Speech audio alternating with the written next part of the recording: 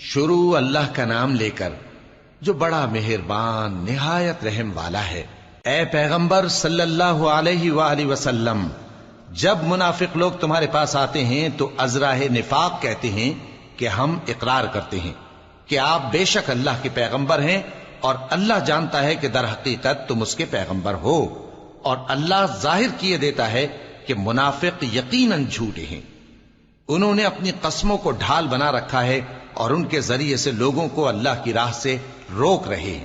کچھ شک نہیں کہ جو کام یہ کرتے ہیں برے ہیں، یہ اس لیے کہ یہ پہلے تو ایمان لائے پھر کافر ہو گئے، تو ان کے دلوں پر مہر لگا دی گئی، سو اب یہ سمجھتے ہی نہیں۔ اور جب تم ان کے تناسب اعضاء کو دیکھتے ہو تو ان کے جسم تمہیں کیا ہی اچھے معلوم ہوتے ہیں، اور جب یہ گفتگو کرتے ہیں تو تم ان کی تقریر کو توجہ سے سنتے ہو،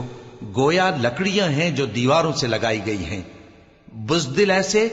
کہ ہر زور کی آواز کو سمجھیں کہ ان پر بلا آئی۔ یہ تمہارے دشمن ہی ہیں، سو ان سے محتاط رہنا، اللہ ان کو ہلاک کرے، یہ کہاں بہکے پھرتے ہیں۔ اور جب ان سے کہا جائے کہ آؤ رسول اللہ صلی اللہ علیہ وآلہ وسلم تمہارے لیے مغفرت مانگیں، تو سر ہلا دیتے ہیں، اور تم ان کو دیکھو کہ تکبر کرتے ہوئے رکے ہی رہتے ہیں۔ تم ان کے لیے مغفرت مانگو یا نہ مانگو، ان کے آگے برابر ہے، اللہ ان کو ہرگز نہ بخشے گا، بے شک اللہ نافرمان لوگوں کو ہدایت نہیں دیا کرتا۔ یہی ہیں جو کہتے ہیں کہ جو لوگ رسول اللہ صلی اللہ علیہ وآلہ وسلم کے پاس ہیں ان پر کچھ خرچ نہ کرو، یہاں تک کہ وہ خود بخود بھاگ جائیں، حالانکہ آسمانوں اور زمین کے خزانے اللہ ہی کے ہیں، لیکن منافق نہیں سمجھتے۔ کہتے ہیں کہ اگر ہم لوٹ کر مدینے پہنچے تو عزت والے ذلیل لوگوں کو وہاں سے نکال باہر کریں گے، حالانکہ عزت اللہ کی ہے اور اس کے رسول صلی اللہ علیہ وآلہ وسلم کی اور مومنوں کی، لیکن منافق نہیں جانتے۔ مومنوں، تمہارا مال اور اولاد تم کو اللہ کی یاد سے غافل نہ کر دے، اور جو ایسا کرے گا تو وہ لوگ خسارہ پانے والے ہیں۔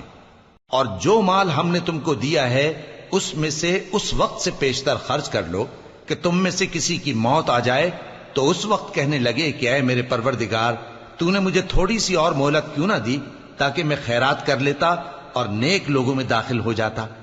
اور جب کسی کی موت آ جاتی ہے تو اللہ اس کو ہرگز مہلت نہیں دیتا، اور جو کچھ تم کرتے ہو اللہ اس سے خبردار ہے۔